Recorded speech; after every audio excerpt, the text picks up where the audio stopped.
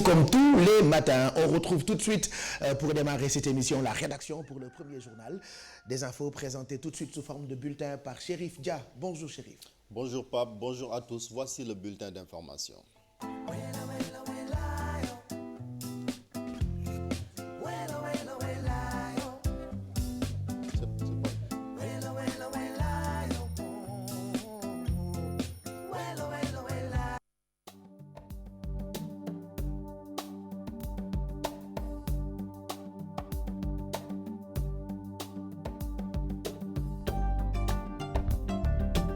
Le Front unitaire des syndicats de l'enseignement déroule son deuxième plan d'action et c'est pour exiger du gouvernement le respect des accords signés, les raisons pour lesquelles le FUS va entamer une série de débrayages à compter de ce mardi.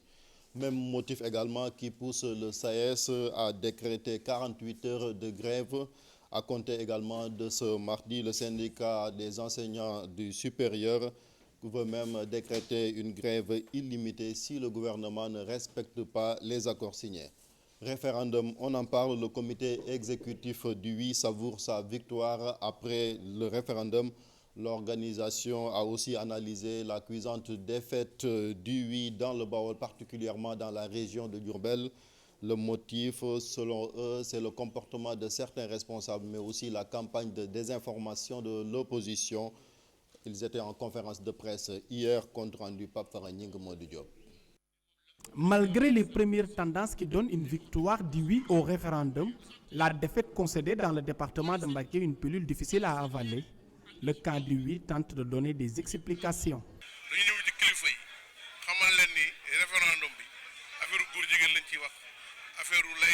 Il y avait beaucoup de manipulations et d'intoxication sur la laïcité et la validation de l'homosexualité. Certains marabouts ont cru en cela, mais aussi nos représentants dans la ville sainte ont répondu à la provocation en tirant des coups de feu en l'air. Avec un fort taux d'abstention et un bon pourcentage du non, le camp du oui estime que le pouvoir va analyser le vote des Sénégalais. Il n'exclut pas un dialogue franc avec l'opposition sur l'applicabilité de certains points de la réforme.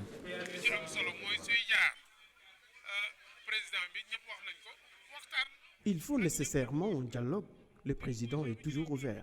Et vous savez, les opposants font partie de ce pays. Le Sénégal est un et indivisible.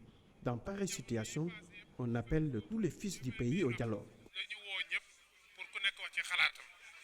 Il est bien évident que sur les 15 réformes, certaines comme le Haut Conseil des collectivités locales, le statut de l'opposition, lorsque ces réformes devront être opérationnalisées par des lois, par des règlements, par des décrets, etc., il est bien entendu que l'opposition sera invitée à venir discuter de ces questions-là. Un référendum dans un contexte particulier où des ténors de l'opposition ont été battus dans leur fief. Et on fait tomber les ténors de l'opposition qui avaient des prétentions nationales gonflées au-delà de la norme. Ce sont les cas de Dakar, Thiès, Ziguinchor, Podor, Bambey, etc. Le comité exécutif du oui a aussi exprimé ses vives félicitations aux populations qui ont encore montré que le Sénégal est une grande démocratie. Le référendum, un test réussi pour l'administration sénégalaise qui l'a organisé en l'espace d'un mois. Seul bémol, un taux d'abstention jugé très élevé. C'est l'avis de Moundiaye Cissé, le président de l'ONG 3D appelle toutefois à des concertations sur l'avenir du Sénégal. Le voici au micro d'Ibrahim Kane, les images mardiennes. Il est allé voter dans la paix et dans la tranquillité et le lendemain, le peuple est allé au travail. Ça, c'est à saluer. La société civile, en tout cas dans sa majorité, a pu faire l'observation des élections de façon équidistante et neutre. Et enfin, l'efficacité de notre administration qui a su, en un temps record, un mois, organiser des élections sans beaucoup de problèmes. Or, dans beaucoup de pays du monde, de l'Afrique, on met 1 an à 2 ans pour organiser des élections. Ce qu'il faut regretter, c'est le faible taux de participation. Un faible taux qui s'explique par plusieurs raisons. Il y a les délais très courts, donc les Sénégalais n'ont pas eu le temps de s'approprier le texte. Moi, je pense que le président de la République doit décrypter le message de ceux qui ne sont pas aller voter. Parce que quand même, in fine, c'est le président de tous les Sénégalais. Et donc, ce scrutin doit lui permettre de tirer des leçons allant dans le sens d'inviter toutes les familles d'acteurs à un tour de table pour discuter des problèmes de ce pays. Au Parti socialiste, on tire les enseignements du référendum marqué par la défaite de certains responsables dans leur localité. Ces responsables avaient appelé à voter non. C'est le cas du maire de la Médina, Bamba Fall, qui assume sa position. Un autre maire qui était dans le camp du 8, Jean-Baptiste Ndong de Grand Dakar, lui minimise et compte sur le bon sens afin que les socialistes retrouvent après le référendum compte rendu Nafissatou Sylla. C'est fait, le oui a triomphé au sein du Parti socialiste, mais pour ceux qui le prônaient, c'est la victoire du peuple. Nous pensions que le oui était l'option la meilleure pour les populations, pour permettre à la démocratie d'évoluer positivement. Cependant, pour un oui ou pour un non, le Parti socialiste a connu quelques agitations et pour Jean-Baptiste, partisan du oui, elles sont insignifiantes. Les gens peuvent avoir des positions divergentes par rapport à la ligne du parti. Bon, ils ont assumé et ils ont voulu battre campagne pour le non. Mais on l'a accepté.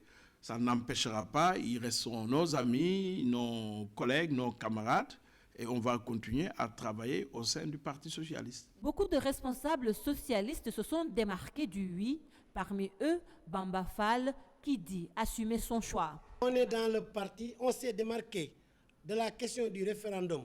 Parce que ce n'est pas une question posée au parti, c'est une question posée au peuple. En tant que citoyen, on a fait ce que nous avions à faire. J'assume ce que j'ai fait et nous tous, nous assumons ce que nous avions fait. Et si c'était à refaire, nous le referons aussi. Pour lui, avec cette démarcation, il ne risque rien au sein du parti.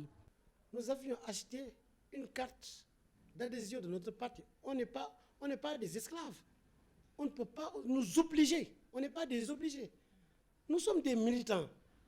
Nous croyons à des idéologies, à des objectifs. Jean-Baptiste persiste et signe et soutient qu'aujourd'hui, l'heure est aux retrouvailles. Le parti ne prendra pas une décision de cet ordre pour chercher à les...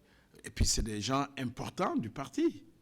Alors, donc quand vous prenez Khalifa Sall, Barthélémy Diaz et autres, Aïssata Tall Sall, c'est quand même des gens importants dans le parti. Depuis plus de 50 ans, le Parti socialiste a connu des remous. Toutefois, il a su trouver les ressources pour demeurer un grand parti. Sport, football, premier galop d'entraînement des Lions du Sénégal en perspective de la double confrontation contre le Niger les 26 et 29 mars prochains.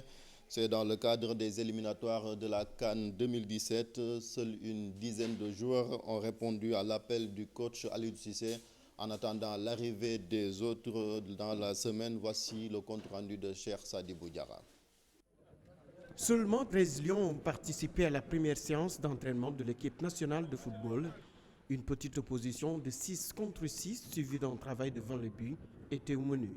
Oui, c'était un petit décassage d'essayer aussi de toucher le ballon parce qu'hier on a fait un long voyage, je peux dire. Et il y a aussi des joueurs qui n'ont pas joué ce week-end. On a fait une bonne petite séance comme d'habitude.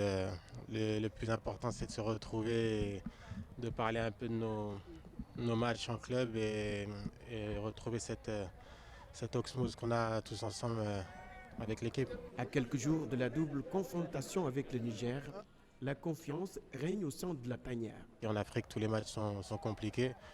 Et voilà, on va se préparer en fonction d'eux. Le coach va nous parler de cette équipe du Niger et on va travailler pour qu'on ait ces victoires. Comme chaque match, on va jouer pour le gagner.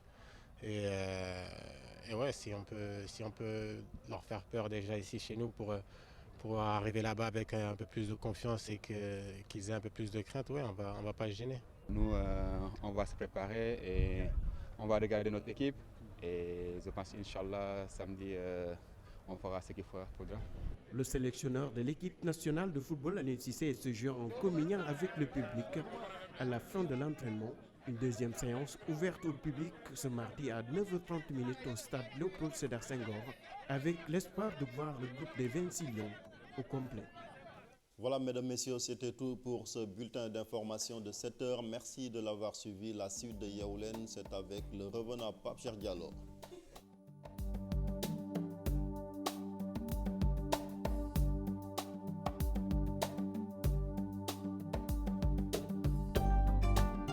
Merci jërëjëf Chérif mu nekkoon c'était le premier journal de ce matin. Nous remercions toute la rédaction. On retrouve cette rédaction tout à l'heure à 8h. Ce sera pour un autre journal. Présentation bu rëy bi nga ma présenté laa xamul présentation lan la xaa damaa dee woon ba dekki le revenant que rëy. yow gaa yi la na moon rek doon laaj ci loolu ne. mbete maam Madior Boy. comme tàggoo ba ngay def kay. xanaa maam Madior Boy bu ñëwaatoon ci politique bi sax duñ ko tuddee la revenante. mais te ko dem fukki at. comme bi ngay am tàggoo. te kat waa télé bi dañoo seytaan dañ may woon ay namu 2 ans comme si damaa bàyyi woon ñëwaat ñu ñu waanee te boo demee namuñu ma sax ndax dégg naa keroog ba may dem dañoo jël ci nu alfi di ko diri ci buntu télé bi c'est incroyable waaye ñëwaat naa damaa dëgër bopp de. Bijou Ndiaye may mun na kii ay dara Zeyna mu réew mi alfi ba moo ko jiite ñu jël seen cin bi may bëgg a dem di ko diri ci télé bi waaye ñëwaat naa de. ah je te jure ah bon ci kanam ñu def débrief boobu en tout cas ñu ngi leen di ñaanal bëccëg bu neex ci télévision Futur Média ñu ngi jëm ak yéen 11h ñu ngi leen di xaar itam ci téléphone bi puisque ni ñu koy faral di waxee ñaar la ñuy boole yi leen di bégal ak yi leen di jëriñ en attendant laataa ñuy ànd ak Zeyna pour horoscope beeg li nga xamee ni moo jëm ci internautes yi ak yenn ci ay mbir dañuy jàll ci xibaaru jaww ji xool tey lan la ñu météo bi xëyee tey sedd na quand même ah.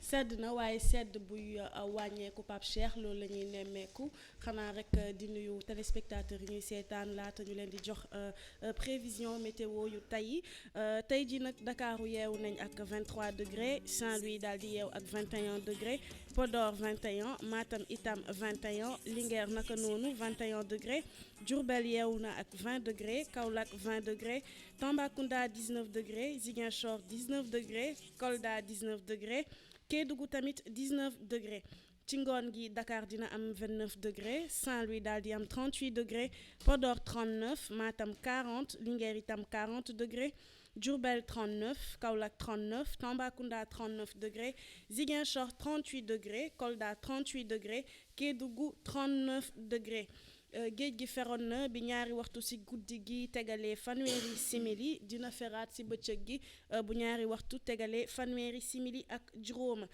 géej gi dina yéeg bu juróom-ñetti waxtu ci suba ci tegalee ñeent fukki simili dana yéegaat ci guddi gi bu juróom-ñetti waxtu tegalee juróom fukki simili ak juróom waxtu yi gën ngir dem nappee ngi toll diggante midi bu tegal fanweeri simili ak juróom-ñett jàpp ñaari waxtu ci bëccëg bu tegal fanweeri simili ak juróom-ñett ba ca topp ci guddi gi lay doon bu minuit tegalee fukki simili ak ñeent jàpp ñaari waxtu bu tegal fukki simili ak ñeent jant bi fenk na bi juróom-ñaari waxtu tegalee fukki simili ak benn dana soow bu juróom-ñaari waxtu ci guddi gi tegalee ñaar fukki simili ak benn Pape Cheikh lay gën a fës ci xibaaru jaww ji.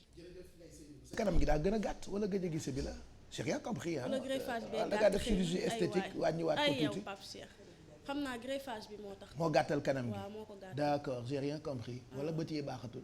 waaw tamit de mën naa je peux revoir le visage là. d'accord ok. ça va. ouais ça va kon Pape Samba bu dee am nga foofu technique boo ko yokkee yokkal mu gudd tuuti. yokkukaayu kanam. waaw télé bi dafa xarañ de lépp la ñu am. appareil yëpp la ñu yor am nañu appareil bi wàññi kanam sax. waaw am na ñu ko soxla tamit de. pour yaa xadi. yaa xadi billaay yaa xadi ni ma la namee.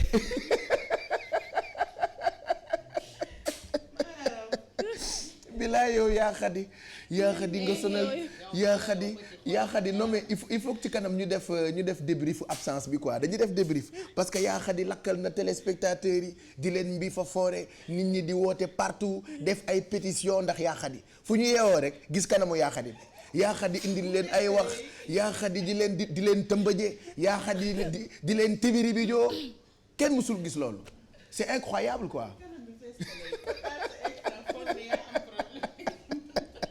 Et j'ai même vu quelqu'un dafa jël téléem yóbbu ko ci réparateur yi parce que dafa foogoon ni waaw dafa foogoon ni téléem dafa paan quoi. boobu du sa télé de du yàqati walla. dafa zoomu. pëcc la da lay zoomé dafa bon. Allez, on vous souhaite une très bonne journée en tout cas ñu ngi leen di ñaanal bëccëg bu neex ci télévision Futur Média ñuy gërëm bu baax waa service national météo mu nekkoon xibaaru jaww ji dañuy jàll ci yéenekaay yi ak seeni xët ci ndimbalu Chérif Dia. L'Observateur la ñu koy njëkkee référendum et oui et pourtant moi je pensais que semaine bi dootuñu waxati affaire référendum mais yéenekaay yu bëri ñëwaat nañu ci mbir moom la nga xam ne ni dimanche bi la ñu ko doon amal lendemain du référendum au banc des perdants loolu la ñuy lire ci xëtu yéenekaay bii di l'Observateur Chérif. ni nga ko waxee noonu la dafa jox kàddu gi rek ñi jàpp ni ñoom dañoo am défaite ci référendum bi ba tax na ku mel ni Malick Gakou moom nee na opposition bi dana war a booloo. Bamba Fall ne moom du xaarul dara ci biir parti socialiste. Ahmed Fall Braya ne scrutin bi ñoom ñàkk ay moyens moom moo tax ban Abdoulaye Baldé moom ca Ziguinchor ma ngay contester résultat yi. bu dee nag ci Touba waa APR ñoom dañoo jàpp ni lu ñu njaag kii bi nga xamante ni mooy Moustapha Cissé Lo mooy njaag. mu ngoog loolu mu ngi ci xëtu yéenekaay bii di l'Observateur xam naa ne ca kanam dinañu dem ca rédaction centrale bu l'Observateur bu ko defee ñu gën a yaatal menu bi enseignement du scrutin du 20 mars le naufrage des Khalifa Boys loolu ñoo ngi koy lire ci xëtu yéenekaay bii di enquête. waaw enquête également dellusi na ci lu ni mel nga xamante ni rek mooy ñi ànd ak Khalifa Sall. nga gis ci ku mel ni Bamba Fall Barthélémy Diaz ak tamit Idrissa Diallo ñoom ñi nga xamante ne ay maire lan ñoom daal dañoo nërmeelu ci référendum bi.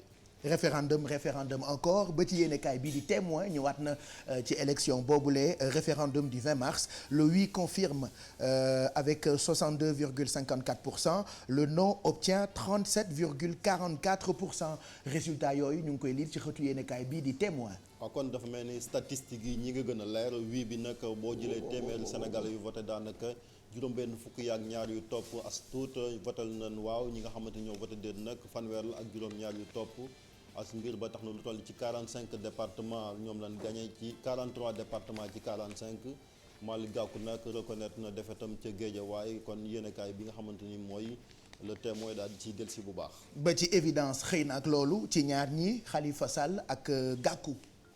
waaw Khalifa Sall ak Gakou dafa mel ni ni yeewoo démb ci altine ji xaw na métti li ko waral mooy nërmeelu ci référendum bi kii ci Ndakaaru kee ca Géejawaay. mu ngoog loolu ñoo ngi koy gis ci évidence le temps presse les défis énormes réconcilier le Sénégal avec lui-même loolu ñoo ngi koy lire ci xëtu yéenekaay bii di Regard.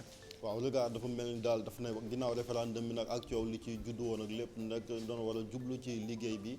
ba tax na rek Sénégal yi nga xamante ne dañoo xaajoon ñaar waa diggante waaw ak déet ñu jubal leen ngir rek li nga xamante ne mooy défi yi ñu mën koo relever ci Sénégal. référendum boobu yéenekaay bi di réew mi daf cee xëy tey ci xët bi ñoo ngi ci gis ay nataalu kàngam yoo xam ne ni ràññee nañu leen bu baax ci wàllu politique les erreurs stratégiques de l'opposition loolu la ñuy lire ci xëtu réew mi tey.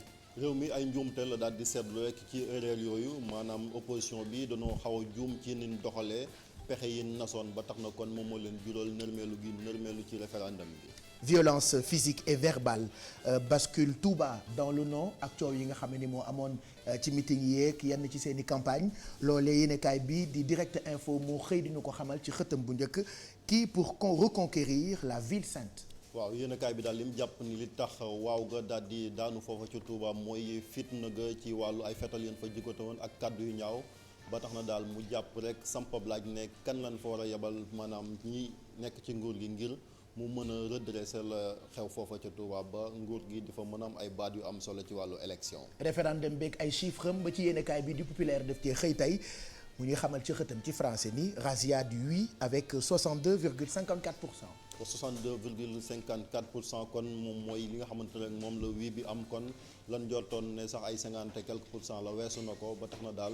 kon mën na ne waaw ji moom yóbbul na ko déet ci référendum bi. 62,54% boobu la nga xam ne wiyoo ko am ci référendum bi ba ci yéenekaay bi di L'As ci la xëy tey ci xëtam ñoo ngi ciy lire ci français le pouvoir affiche 62,54%. waaw gis nga pouvoir bi kon mën la nasoon ca référendum bi kon mën nañu jàpp ni am nañ ko buñ sukkandikoo ci yéenekaay bi di L'As mën na ne razzia di oui maanaam daal fi nga xamante ni rek moo nekk ca Fuuta ak tamit ca Fatick moom daanaka waaw ji dafa jël lépp raatale ko. coow leeg na mu bëre woon ci parti socialiste ak yeneen ci ay parti laata élection wu référendum bi quotidien xëy na tey di ñu xamal ni fi mu tollu tembe ginnaaw victoire oui heure wu compte moo jot ci parti socialiste. waaw compte bi maanaam defante bi rek ci biir parti socialiste ndax référendum bi dafa xaajoon parti bi ñaar ba tax na sax kii di Cheikh Seck moom li mu jàpp mooy Khalifa Sall ak ñi ànd ak moom dana war a démissionner Bamba Fall ne moom demul fenn. Razia bi populaire xëyee tey moom la yéenekaay bii di Libération xëyee tey ci xëtam ñoo ngi ci lire victoire du oui lors du référendum révélation sur une razzia. révélation sur une razzia li waral rek waaw gi daal di koy yóbbul déet gi moom la daal di dellusi ba tax daal yéenekaay bi daal di ci amal jàngat bu am solo di yéenekaay bi di Libération. un colis piégé de Macky Sall ab laaj la bu samp ci français ci xëtu yéenekaay bi di Zoom statut du chef de l'opposition loolu la ñuy lire tey ci Zoom. statut de l'opposition xam nga ni dafa bokk rek ci coppite yi ni indi woon ci révision constitutionnelle boobu ba tax na moom mu jàpp ni ndax amul lu ci làqatu. am na dossier bu am solo boo xamee ni Grand Place daf ciy xëy tey xam naa ni mën na soxal Mado ci jigéen ñi nga xam ne ni ñoo am ay diplômes yu fort classe bisu gi ba nga xam ne ni yenn saa yi dañuy am ay jafe-jafe la ñuy gën a am sax que am liggéey voilà yenn saa yi ñu xeeb leen et pourtant am na ci ñoo xamante ni góor ñi sax ñoo gën a jàng sax góor ñi plutôt dossier boobulee ñoo ngi koy lire ci yéenekaay bi di Grand Place tête pleine cœur vierge. waaw loolu la dafay loo xamante nag dossier la bu am solo foofu la journal bi daal di génn tey ndax soxna yi ci wàllu lijaasa moom daanaka kenn mun leen cee jot wante nag danoo amut ku mel ni yow xanaa ku leen di. waaw quand même dëgg la de waaw dëgg la mais xam nga njàng mee tax ba duñu tal ku leen mbii fa foore donc bu ñu demee ba njàng mi jeex dañuy bëgg ku leen mbii fa foore daal tëmbaji leen leur faire plaisir dëgg la njàng am na solo waaye yenn saa yi tal sa bopp baax na de féexal xol bi tuuti xale yi jàng nii da nga ci gis ñoo xamante ni dañuy dem ba nekk directrice d'entreprise te duñu am lu leen luy féexal seen xol daal ñemewul quoi lu leen di tibiri bi joo daal yooyu dafa am solo waaw tëmbaji bi it c'est important c'est sûr merci Chérif en tout cas c'est un dossier qu'on vous conseille de lire mu ngi ci Grand Place bu tey bi c'est des sujets qui nous intéressent nous alors Chérif defe naa am nga temps pour dem ndekki puisque tu reviens dans quelques minutes il est exactement 7h35 boo dellu see mu gën fee neex maa ngi dem te ñëw xam naa su ma doon présenter journal yooyu laay maye su ma waree présenter ñaari journal bu journal bi jeexee rek dama naan maa ngi dem te ñëw su ma dellu see mu gën fee neex maa ngi dem te ñëw donc Chérif bu ko neexee mu taasu loolu puisque dafay dem te ñëwaat bu 8h jotee on va retrouver tout de suite la rédaction centrale du quotidien L'Observateur pour la présentation du menu du quotidien L'Observateur de ce 22 mars une présentation assurée tout de suite par Abdoulaye Diédhiou bonjour Abdoulaye. Bonjour Pape Cheikh Diallo, bonjour à toute l'équipe des Yeewuleen. Comme d'habitude, c'est tout à l'heure que je vous retrouve ce mardi matin pour la présentation du menu de l'Observateur du jour, qui est revenu sur les résultats du référendum du 20 mars et dans certaines localités où des responsables ont perdu. C'est notamment le cas à Ziguinchor où Abdoulaye Baldé, son parti, conteste les résultats. Et autant dire que c'est la guerre des chiffres après le référendum dans la commune de Ziguinchor. Abdoulaye Baldé et ses camarades accusent l'Alliance pour la République d'avoir utilisé certains médias pour diffuser de faux résultats. Maître Pape Mamaye Diokoul et ses camarades contestent ces résultats provisoires et parlent d'une victoire de leur mentor. À la Médina, le maire socialiste Bamba Fall a, au lendemain de sa défaite, réaffirmé son ancrage au Parti socialiste. Cependant, il refuse de rendre les armes et ne s'avoue pas vaincu. Et pour le socialiste, c'est l'abstention qui est sortie vainqueur de ce scrutin du 20 mars. Pendant ce temps, à Touba Mbacké, le camp du oui fait la radioscopie de sa défaite. Après la défaite du oui entre Touba et Mbacké, les langues se délient, mais les partis du camp du oui restent unanimes et appellent à situer les responsabilités de cette déroute. Sénégal-Niger, nous parlons football. 13 lions au trot pour un premier galop. 13 présents sur les 26 convoqués pour la double confrontation contre le Niger, aller 26 mars à Dakar, retour le 29 mars à Niamey. Les Lions du football ont livré hier leur première séance d'entraînement sur l'annexe du stade Léopold Sédar Senghor de Dakar. Et pour terminer cet accident de la circulation en Guinguinéo, une soldate venue de Dakar pour le référendum décède. Le référendum a enregistré une victime dans le département de Guinguinéo, une soldate qui est venue en mission dans la localité de Mbadakhoune pour les besoins de ce scrutin y a laissé la vie. Elle a succombé des suites d'un accident de la circulation survenu dans la nuit du 20 mars dernier à hauteur du village de Tcholongal. Le véhicule 4x4 pick-up à bord duquel elle se trouvait avait fait un tonneau. La défunte était du bataillon du matériel. Voilà, Pape Cheikh, c'était tout pour la présentation du menu de l'Observateur du jour. À la caméra ce matin, nous avions Youssou Baro. Bonne lecture. Merci Abdoulaye. Nous remercions toute la rédaction du quotidien L'Observateur. C'était la présentation du menu de ce jour. Ngërëm ñeel rédaction bu L'Observateur ca kanam daañu àndaat astafurla suba la ñuy àndaat ak ñoom ci beneen présentation menu bi ñu jàll ci horoscope bi comme fajar gu jot dañ ci àndandoo ak Zeyna.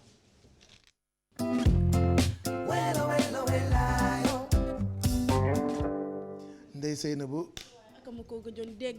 nabu mi ci kanam gu gàtt gi kenn musul gis loolu ayu tam loolu dinañ ci wax sama bagage yaa ngi woon yéen di da ngeen fee def loo xam li ma yéen yëpp day tuuru sama yëpp a ngi daanu soo ba tey maa ngi daanu le rek man daal sama yëpp a ngi daanu sànq ba tey bi ma yegsee ba tey lépp a ngi daanu ah kon maa ngi mujj daanu bilaa boo daanoo naa la ree yii ree ku la nam une semaine rek daal di doy sëkk bu la gisee waaye da ngay waaj ba daanu en direct ay waay kon dinaa ree bay bëgg dee du ma la yëral da ngay am da nga koy cëmlangalee rek yow tamit da nga fàtte Mado su ma naree daanu dama jël suuf si tuuroo ko allez Zeyna horoscope ndeysaan horoscope j'ai pas compris.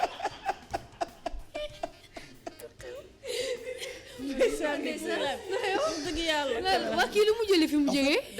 moi j'ai l'impression que Youssou Ndour moomul télé bi. pour man ay Chinois moom télé bi loolu ko. parce que yii lii c'est trop quoi soyez sérieux quand même. un peu de sérieuxité. non mais c'est vous c'est nous d'accord. c'est vous arrêtez là allez horoscope bi dañuy commencer ak bélier yi. bélier Pape Cheikh ñoom la ñuy tàmbalee tey di mardi 22 mars 2016 ñoom ñu ngi leen di wax ne le travail c'est la santé ñu ngi liggéey bu baax a baax nag di si def seen kéemtalaay kàttan waaye nañu def attention bu ñu dispersé wu torop soo paree wax ma dégg nga ma yeggali.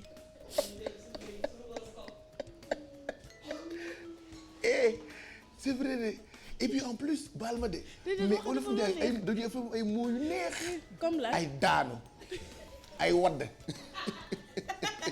ay kii dafa dof non mais c'est vrai mais kan moo créé làkk bi Olof kan moo njëkk a làkk wolof baal ñu de ay maa bañ mu ne ma ne ko synonyme mu ne ma maa lànk kannaare ay lànk mais yow beneen bi ma gën a bi gën a métti nag mooy dimbali ma ay dimbali ma mais ay yàlla boo ko jëlee xol non mais c'est vrai est-ce que xam nga luy xool par exemple comme lan xool c'est kubéeru nopp lii ñu dañ koy saagawee et tout ça mais c'était pour rafetal saaga bi moo tax ñu doon wax loolu alors que xool c'est juste ça nopp bi yow naka jekk caat bi dañ la koy jiin rek waaye yow barki Serigne Touba dañ koy jiin caat la gaay nga noppi kubéeru nopp mooy la dañ la koy jiin Zeyna yaay caat dañ la koy jiin waaye du yëpp Zeyna yaay caatu TFM dañ la koy jiin waaye du doonatul man Pape Cheikh. allez baal ñu àggalil ak horoscope bi yaa ngi tolloon ci bélier yi. waaw maa ngi woon ci bélier yi ni ma ko doon waxee rek ñoom jamono ji ñu ngi def seen kéemtalaay kàttan ci seen liggéey waaye ñu ngi leen di wax ne nañu def attention bu ñu dispersé wu torop nañu souffler te profiter de cette journée pour que ñu remettre un peu d'ordre dans leurs affaires. Taureau yi ñoom tey créativité ak expression artistique ñoom ñoo leen di permettre ñu mën a positiver période bi nga xamante ne dugg nañ ci seen rukk mën a kan ngir xoolaat seen bopp ñu leen di digal rek ñu koy def le plus souvent ndax ñu mën cee jëlee inspiration.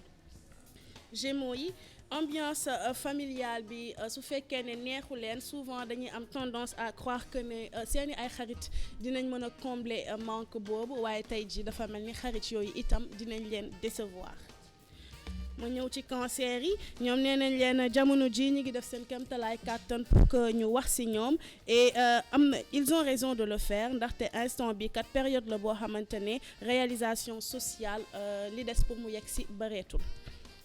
Lions yi ñoom ñu ngi planifier voyage wala benn formation ñu ngi ciy def nag enthousiasme bu bare d'autant plus que il est probable que loolu lépp am suite boo xamante ne dina leen neex une suite intéressante. Vierge yi ñoom ñu ngi nekk dans la lune wala tout simplement ñu ngi xaw a triste tuuti ñu ngi pressentir que nag war nañu changer ci lu gaaw su fekkee ne bëgg nañ am yokkute ci seen liggéey liñ leen di digal mooy prudence. Balance yi ñoom gannaaw semaine boo xamante ne bu mouvementé la woon pour ñoom semaine boo xamante ne sonn nañ ci soxla nañ calme ak silence waaye ñu ngi leen di wax ne bu fekkee ne bëgg nañ noppalu itam mën nañ dem dans un endroit calme waaye nañu ànd ak seen partenaire. Scorpion yi ñoom tey mu mel ni seeni ay xarit ñu ngi leen di buddee seeni ay xarit ñu ngi leen di critiquer bu baax a baax waaye nañu garder la tête froide nañu continuer avancer comme ni ñu koy defee waaye nañu bàyyi xel ci la nga xamante ni xarit yooyu moom la ñuy wax. Sagittaire yi ñoom ñi ngi xalaat seen carrière wala objectif yi nga xamante ne fixé wu nañ ko seen bopp xaw na nag nekk lu leen di tristeloo waaye bu ñu atteler la charrue avant les bœufs nañu xalaat d'abord naka la ñuy structurer seeni ay projet ba mu gën a baax. Capricorne yi ñoom ñu ngi jël plaisir à des seen biir kër en famille wala lire des ouvrages yoo xamante ne dafay wax ci voyage wala ci spiritualité loolu nag dina leen permettre ñu retrouver seen sourire bi nga xamante ne perdroon nañ ko. Verseau yi ñoom tey dinañ mën a tirer profit ci seeni ay relations d'affaires wala seen capacité à communiquer te tey jii comme que xaalis boo xamante ne yaakaaruñ ko woon dana leen bett dina leen mën a permettre ñu réaliser de très bonnes affaires.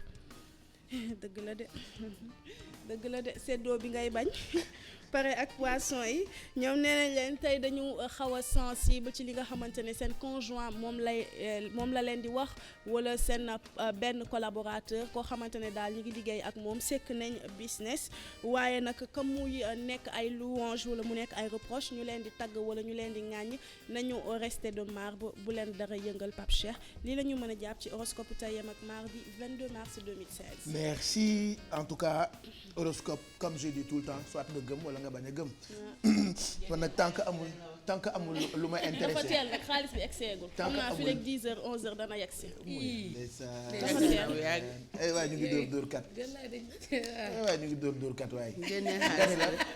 waa dëgg la de nga ñu da ngaa ngéwél nga ni waaw dafa teel de ay 10h léegi yenn 11h fekk ñu wàcc. fekk nit ñi yow ba mën laa andil xaalis bi xam nga fu mu nekk nii kenn. yéen moom da ngeen bëgg xaalis. déedéet tey la ñu wax ne lañ koy jox xaalis. yéen moom kaay ma wax la. da ngeen bëgg xaalis ba seen xeexu barki démb bi dinañ ko internet ñi doon xeex fii ndax xaalis ñan la. yow man nekkuma fi woon de dégg naa yow yaa doon xeex xaalis. ak Kya Aidara yéen a xeex ci télé bi. aywa tam man yëpp laay wax dañuy jouer cash yàlla tere yàlla dañ ci yàlla musal. waaw pourquoi nit yi di wax lu amul. nit ñi ay nit lañu. ça c'est le premier point deuxième point nga ni lu ma war a piqûre pour bàyyi la ma ne kaay leen ñu expliquer te leneen li nga waxoon tamit lan la ci man. ma bàyyi ban. waxu ko de. boobu dafa fóode télé bi tàkk. boobu ban la woon bi nga wax noonu ban la. waxul dara. yaa tey yéen a tey ay nit rek la ñu waaw on est des êtres humains. ben oui dans un quartier am na jëw am na xeex am na xuloo am na tëmbëje am na tibidi bi am na yëpp n'est-ce pas qu'on est des êtres humains. pourquoi les gens nous prennent pour des extraterrestres. même bu ñu jëndee ceeb mburu sax ci mbedd bi c'est comme si c'est extraordinaire. romb nañ ko muy jënd mburu gis nañ ko muy xeex mais ñëppay xeex mais ñëppay bii. Oh, arrêtez quand même. Arrêtez de prendre les gens qui passent à la télé pour des. Voilà quoi.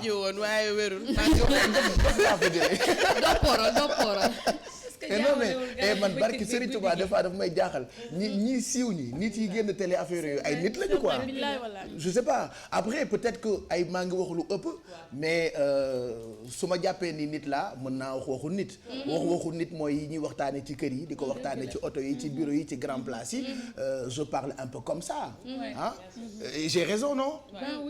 wax naa dëgg bu baax après parce que yéen damay leen gis ni da ngeen ragal ko yéen bëggu leen sax dem jëndi mburu ak ndambe après da ngay ruus quoi je sais pas nit ñi dañ lay teg foo xam ni yégguloo fa moom fa bañ a jaar ma dem xam nga lan mooy xumb booy je sais duggi pas. marché damay nduggi léeg-léeg tout dindi sa péri oui Pape génn rek dem jëndi ceeb bu nit ñi dañ leen la xool benn façon xool boo xamante ni da ngay foog ni dafa am lu xew au fait da ngay gerte te péri bi rek ngay dindi au fait je sais pas loolu je sais pas non après lii télé la au fait benn et kii la télé c'est que de la télé de la télé c'est la télé mais dafa am mythe buy am derrière comme mythe la booy gis nit bi di génn télé je sais pas day am foo koy teg daal waaw day am donc en fait tu te dis voilà comme da nga koy jël comme exemple da nga koy jël comme royukaay donc pour Koo yow xam ne dafa tu n'arrives pas parfait à l'imaginer que muy def les petits gestes de tous les jours di dem marché di dem jëndi beignet wala di xaqataay wala di xeex wala di xuloo yooyu voilà soo demul marché voilà genre genre yooyu marché di dugg rek kenn après di topp aussi man beneen ko affaire bii télé bi su xaar topp dafa sama am kaay leen ñu expliquer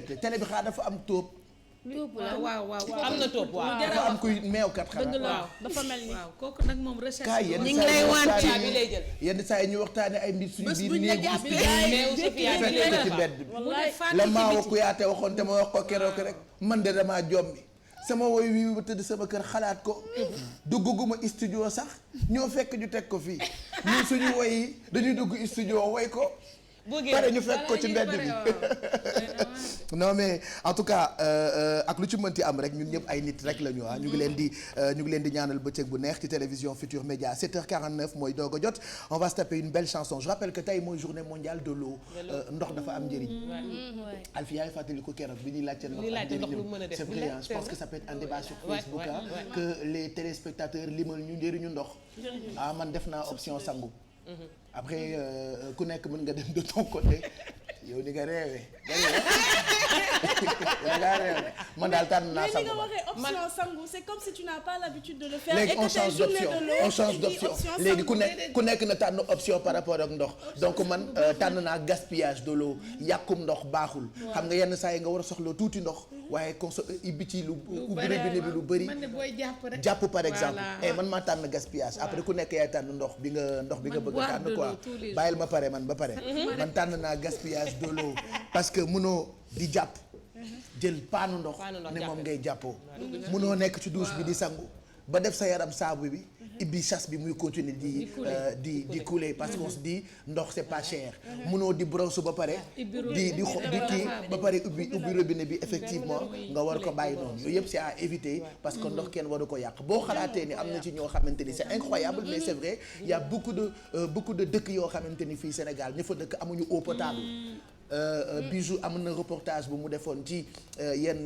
ci ay villages yoo xam ni ñoom ndoxu dex bi la ñuy naan te ndoxu dex bi souvent c'est infecté donc à force ñu ciy fóot di ci sangu di ci def yëpp teg ci di ko naan dañ ciy am bilharziose c'est ça donc gaspillage bi man moom laa tànn ma dooyu lan nga tànn par rapport ak ndox man naan ndox rek saa su ne pour bien s'hydrater bu nit yi di fàtte di naan ndox ndax dafa am solo parce que nit ñi léegi dañuy fàtte naan ndox effectivement il paraît que ñàkk naan ndox sax da ngay am problème mu mën nga am insuffisance c'est vrai ouais. C'est vrai parce que ndox bi moom mooy permettre rein bi di fonctionner tout le temps. Parfaitement. man mun naa jóg mun naa naka laa koy waxee mun naa toog journée du ma naan ndox. surtout c'est pas bien. surtout buy sedd ni nit du ñu am tendance di naan pour ñoom tàngoor ba tàngoor nañu naan duñu mar parce que doo mar alors que médecin yi dañuy wax que boo eggee stade mar mooy feebar nga. mais moi je pense que am na je sais pas Alfie ndax mos nga ko wax ou pas am na dose bu ñu war a naan par jour.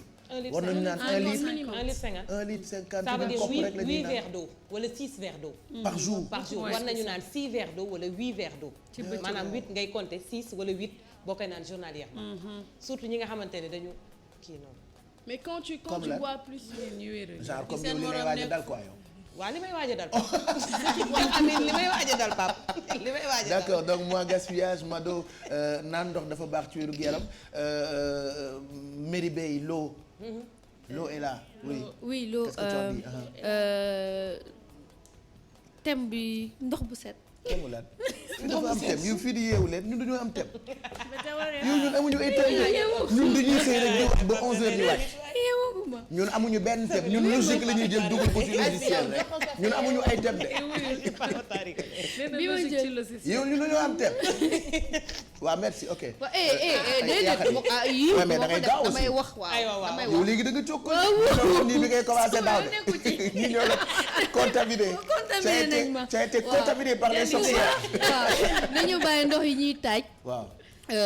muy am ay microbes surtout dans la banlieue ak yooyu. nañ ko def comme Aquatabs bi ñu def kii bi. publicité.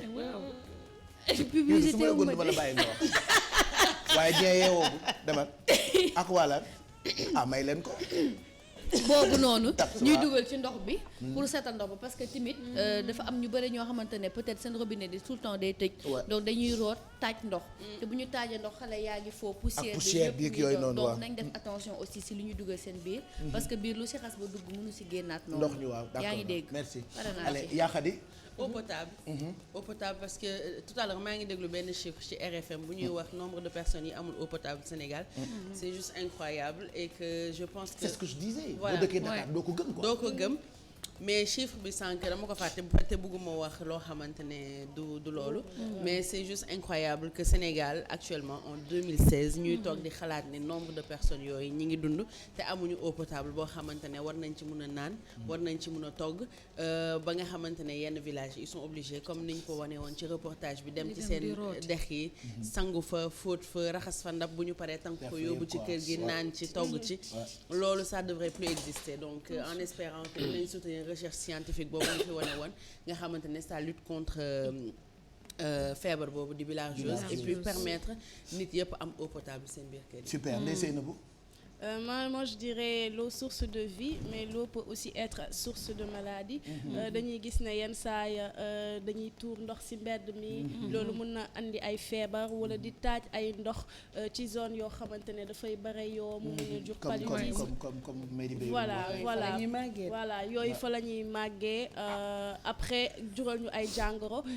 loolu daal Pape Cheikh moom laa bëgg a wax parce que ndox mën na nekk source de vie moom la ñu soxla pour dund waaye en même temps mën nañ ci def loo xamante ne mën nañu gàllankoor wala mën nañu sax faf rey. voilà Alfie Félix. moi je parle de commerce ndox. maanaam njaay lu tax ngay làkk français. njaay man dama bëgg wax ci njaayu ndox yow naturel lu guddee ba tey da ngay làkk français. merci pas. tu es incroyable là. pourquoi tu parles français. je veux débattre ci. on ne débat pas ci njaayum ndox bi maanaam. eau potable eau de source. eau minérale. maanaam njaayum ndox parce que dañu remarquer de plus en plus que marque ndox yi ñuy jaay léegi dañu bëri. sachet ndox yi am na. potu ndox yi am na butéelu ndox yi am na donc pour revenir ci li ñoom Mado di wax ak Bijou rek mooy sensibiliser nit ñi pour ñuy naan ndox bu set parce que des fois même ndoxu robinet yi da ngay foog ni dafa set mais soo xoolee ci biir dafay am ay bactéries non seulement dafa bëri calcaire gis nga sunu robinet yi suñ koy changer au bout de 3 mois da ngay gis ni robinet bi day rouillé wala mu am calcaire donc est-ce que sax ndox bi ñuy naan ci robinet yi set na c'est ça aussi voilà donc à voir quoi moo tax nit ñëpp léegi dañuy dem ci jaayum ndox bi ndox yi ñuy jaay ci bouteille yi wala ndox yi ñuy jaay ci sachet di ko jënd di naan mu ngoog donc loolu suñu commentaire la suñu ay commentaire par rapport ak bis bi tey di journée mondiale de l'eau je reste convaincu que rédaction bu télévision Futurs Médias dina ci amal ab gëstu vous vous rappelez de l'eau est là ci dessin animé Kirikou ah ouais l'eau est là on peut regarder cet extrait c'était mooy suñu façon bu ñuy célébrer journée mondiale de l'eau est là Kirikou on se rappelle de dessin animé boobu je pense que ça a été même repris en théâtre Awa Sène Sarr qui est dedans elle a fait la voix de Karaba la sorcière moom moo def voix bi après def nañ ko sur scène je pense depuis un moment ñu ngi doon def ay tournées ak affaire yooyu quoi mais c'est magnifique voilà bon 7h ñaata mooy doog a jot nii 7h57 heure bi gaaw nag c'est incroyable yenn saa yi day yéex yenn saa yi mu gaaw quoi alors Chérif boo ñu ko mayee mën nañu déglu benn musique xaj na fi de n'est-ce pas il est 57 waaw boo ñu mayee rek ñu féexal suñu xol yi tuuti est-ce que yaa ngi fàttaliku laa ilaha illallah laa ilaha illallah ala ilal baake ba tu te rappelles de ça kan moo ko woy kan la am bu daal di am bu nee du am dootu fi am. Alaaji Fàllu Ba yéen bu ngeen ay xale de dégg yow ñoo la ma et pourtant loolu sama génération la xasawaali xasamaan la tuddoon waa ji nga xamante ni moo fi ñëwoon ba jël leen ay ñoom Manel ak Doudou Ndiaye Mbengue donc tey dañu bëgg fàttaliku way boobu juste un bout ñu déglu ko fàttaliku démb et puis on revient pour gunge leen on vous souhaite un très bon mardi ci télévision Futur Média on est tous là pour yee leen.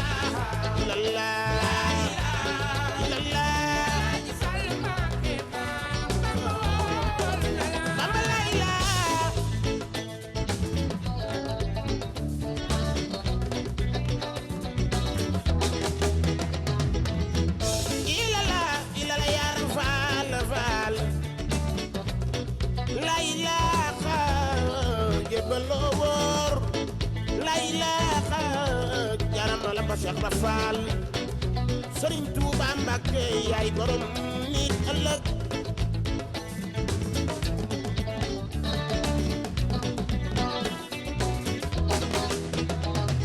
kon daal sababu leen soxna maam ni Jaara bu sow kooku nu may lu tax na sam daara yi Mbacké murid déglu leen noo tey lay way daam jëloo di way Cheikh Ibrahima Fall mi daali daara Mbacké su ma sañoon sama waxtaan bi weesu Touba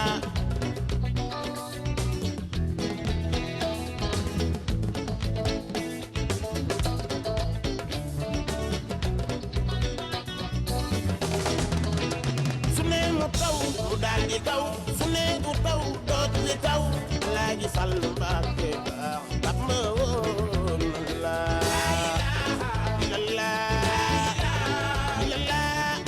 Fallu Mbacké bamba woon na la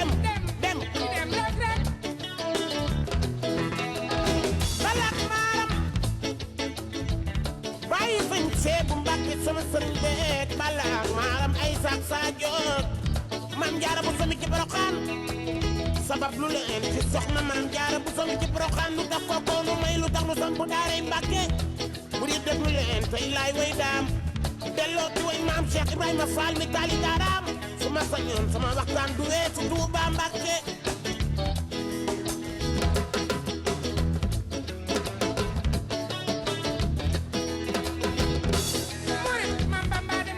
bata bay daw leer ga topp ca dem leer ga topp ca dem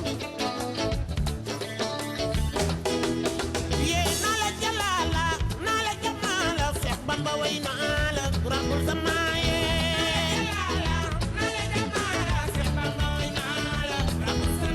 waaw abdi ci doori abdi ximoori Seex Bamba way naa la rabbul samaaye naa la jamaala Seex Bamba way naa la rabbul samaaye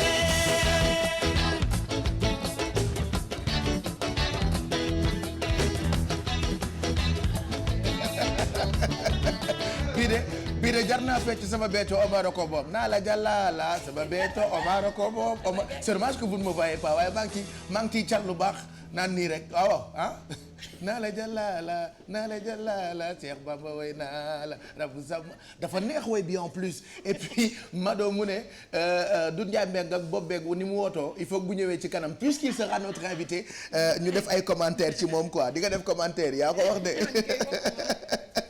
ayca 8h04 mooy doog a jot Chérif dinañu baal 4 minutes de retard yi ñu bàyyi leen ak moom mu yaatal xibaaru suba gi bu noppee ñu àggali ñu ngi leen di ñaanal encore bëccëg bu neex ci télévision Futur Média.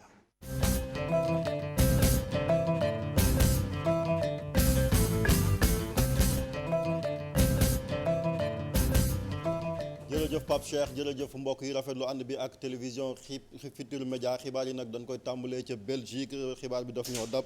ci aéroport ba dañ faa dégg ñaari explosion ca hall départ ba buñ sukkandikoo ci média yi nag am na ñu ci am ay gaañu xamagun lan moo ko sabab dinañ ci dellu si bu ñëwee fii ci Sénégal syndicat bi nga xamante ne nag ñoo ëmb jàngalekat yi moom jàppal ni tey dinañ am débrayage ñoom nag dañuy sàkku rek ci gouvernement bi mu daal di respecter engagement yi ñu signé woon yooyee engagement sax moo tax it waa SAES di syndicat bi ëmb jàngalekat yi nekk ca bitim ca université yi ñoom dinañ amal grève ñaari fan li ko tàmbalee tey ci talaata ji te nee nañ gouvernement bi bu àndut ak ñoom ci liñ bëgg danañ def grève boo xamante ni amul àpp. ñu wax ci référendum bi ak comité exécutif wi ñoom nag biñ gagné référendum bi jàngat nañ ko nee nañ daal rafetlu nañ ànd bi Sénégal yi ànd daal di rek adopté li nga xamante ni moom la président Macky Sall bëggoon ci coppite yii nii soppi ci référendum bi wante nag bu fekkente ne la xew ca Bawol la moom. ba tax wii ba daal di fay daanu ñoom li ñu ko jàngate mooy comportement yenn ci responsable yi wante tamit ku jégi nga xamante ni da doon yàq xelu askan wa foofa ñu ànd ci ak Pape Fara ñi ngi Modou Diop. naam sax ci xayma yu njëkk yi ñi nga xam ne ñoo wax waaw ñoom ñoo gañe ci référendum bi waaye nag lajj ba ñu def ca département bu Mbacké nekk na lu métti ci ñoom ñi nga xam ne ñoo faree ci waaw bi ñuy ci indi nag ay tontu. dañu ñëw ci kilifa yi xamal leen ni référendum bi affaire góor jigéen lañ ciy wax.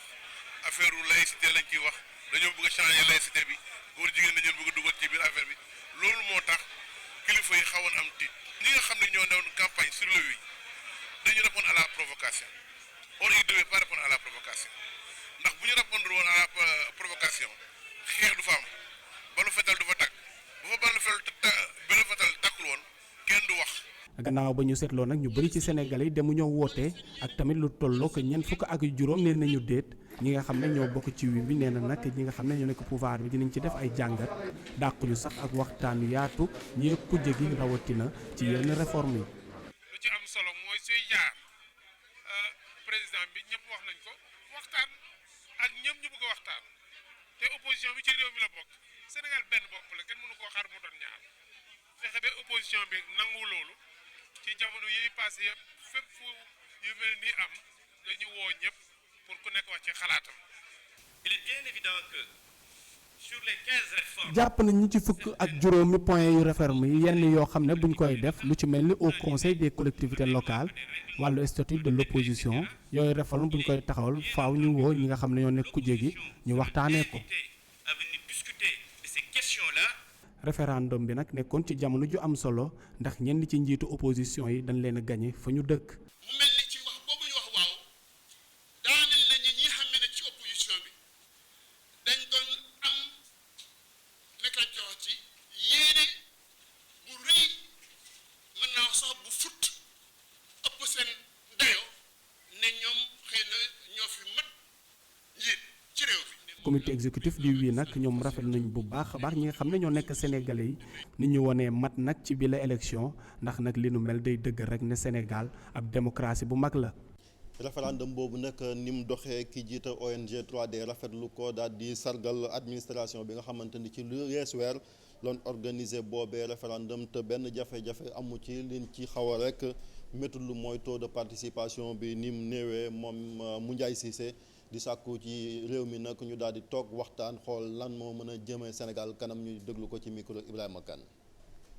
wane na ne peuple bu mat la parce que bi coow li jógee dañu ànd ak dal te dem nañ voté ci jàmm xëy dem liggéey ñaar wala ñett ci organisation société civile bu far warul mën a tax ñu jël membre société civile yëpp def leen ci benn saak wane nañ ne ñu ngi def liggéey boo xam ne si ndey ji seex lañ ko teg bu amul boo xam ne féete njaaxaanaay xanaa administration wane na ne administration bu efficace la ci wàllum élection parce que ci weer mu mën a préparer élection organiser ko ci organisation bu rafet bi lu ñuy saluer la li ci ñagas mooy taux de participation bi dafa faible maanaam ñi génn dem vote ji dafa néew président de la république war na mën a woote pencoo ñu pencoo yorenu dëkk bi parce que noonu la ñuy bâtiree réew pour bu ñu ko deful keneen bu ñëwee bu amul consensus yu minimum ci yenn aspect politique yi alors dañuy jël li mu fi def egg ko après keneen jël doxalee leneen muy ay modifications yu dul jeex ci suñu constitution. parti socialiste ku nekk ak ni nga jàngale te référendum bi ba tax na maire Bamba Fall nekk ca Médina nga xamante ni foofa waaw ji moo fa gagné moom nag nee na lam def rëcc wu ci dara mi ngi kii di Jean Baptiste Ndong nekk ca Grand Dakar moom nee na bu fekkente ni sax référendum bi xaajaloo woon waa parti socialiste li muy njot rek mooy ñoom ñëpp ñu àndaat waxtaan ngir tabax seen parti ñu ànd ak Nafissatou Sylla ci jàngat bi. mu ngi ni waaw bi nag am na ndam ci biir parti socialiste te ñu ko doon woote jàpp nañu ni ndam boobu ndamu askan wi la. ñun amuñu ndam Sénégal moo am ndam Sénégal moo doon woote pour référendum bi président Macky Sall gañewul Ousmane Tanor Dieng gañe. ab waaw wala ab déet yëngal na bu baax parti socialiste waaye bu ñu sukkandikoo ci Jean Baptiste loole yépp amul solo. parti bu mag la parti boo xam ne dañuy waxtaan toujours. waxtaan day am fu waxtaan di am nag ñii mën nañu am xalaat bi ñële am xalaat bële. ñu bëri ci ay responsable socialiste nag ñoom fësaloon nañu seen péete ñu ci bëri ne woon déet ñenn ci ñoom di Bamba Fall ni moom tànneefam da koy assumer ba jeex. waaye lii du élection politique lii élection la boo xam ni peuple bi du waxuñoo parti peuple bi lañu waxal wii ngeen wax wala déet loolu moo tax élection bi nga seetlu ni tas na famille yi tas na tarixa yi tas na parti yi. tas na sax kër yi nous l'assumons bu doon la ñuy defaat dañ ko dolliwaat def. ngir moom nag ak seen pété boobu dara du leen ci fekk ci biir parti bi. parti bi ci la ñuy des ndax kenn moomu ko parti bi kenn ëppale wuñu ci parce que question bi posé wuñ ko parti bi question bi peuple bi lañ ko posé li ñuy posé parti bi bu jotee danañ ci wax mais dama ni la parti socialiste la ñu nekk tey moom la ñu nekk suba. Jean Baptiste di dëggal li mu wax gis ni nag jamono ji li ci ëpp solo mooy ñoom ñëpp ñu booloo nekk benn gannaaw bi référendum bi dëddoo. bon lii des rek mooy ñoom ñu dellu si ci parti bi di topp parti bi waxtaan ak parti bi. lii waxtaan la rek waxtaan boo xam ne ñëpp ànduñu ci benn yoon mais loolu dinañu dellu si waat. lu ëpp juróom fukki at parti socialiste léeg-léeg mu daal di xam tuuti yëngu-yëngu waaye dina def kéem kàttanam nag ngir daal di doon wala des ba tey parti bu mag ci Sénégal. wàllu tàggat yaram football équipe nationale bu Sénégal nag tàmbali nañ di waaj seen jongante bi nar a dox seen diggante ak waa Niger ñaari jongante la benn bi ñaar fukki fan ak juróom-benn ci weeru mars ba sa des ñaar fukki fan ak juróom-ñeent ci weeru mars ba tax na démb ñoom. amul nañ seen galop d'entraînement bu njëkk lu toll ci fukk ak ñetti jours ñoom ñoo ko fekkee ñeneen ñi dinañ leen xaar ci ayubis bi ñu ànd ci ak Cheikh Tidiane Diarra. équipe nationale bu football door na tàggatu bi tey nag fukki gaynde ak ñett ñoo fa nekkoon loolee may entraîneur bi Aliou Cissé muy yëngal seen yaram. dañuy préparer comme match yëpp ni ñu ko daan préparer boo ñëwee ci dëkk bi xam nga équipe nationale moo la fii nii da ngay jox lépp li ciy war. parce que match bu am solo lañ am samedi te bëgg nañ ko gagné bu soobee yàlla. concentré wu préparé comme d'habitude comme ni jël ko au sérieux parce que amul match bu yomb daal amul équipe bu ndaw. ay fan yu néew ñoo des ci ñaari jongante yi war a dox diggante Sénégal ak Niger xel nag dal na ci gaynde Aliou Cissé jamono ji nag footballeurs yi ak seen staff am xel bu dal. ce club déjà da ngay préparé wu des fois nga am 3 matchs dans la semaine donc boo ñëwee équipe nationale nga am 2 matchs en plus c'est la sélection du Sénégal donc loolu préparé na xamuñu leen de man xamuma leen. gagné man gagné. entraîneur bu équipe nationale bu football Aliou Cissé ak joueur am saafonte nañu ak supporters yi ñëwoon te aussi entraînement bi la beneen entraînement bu ñu jagleel supporters yi dina am talaata ji bu juróom-ñetti waxtu tegalee fanweeri simili te stade de Léopold Sédar Senghor. li mbokk yi moo fi tukke woon ci xibaar ñi ngi leen di sant di leen gërëm ci ànd bi ak télévision Futurs Médias bàyyi leen ak Pape Cheikh Diallo seen émission yeewu leen yendu leen ci jàmm.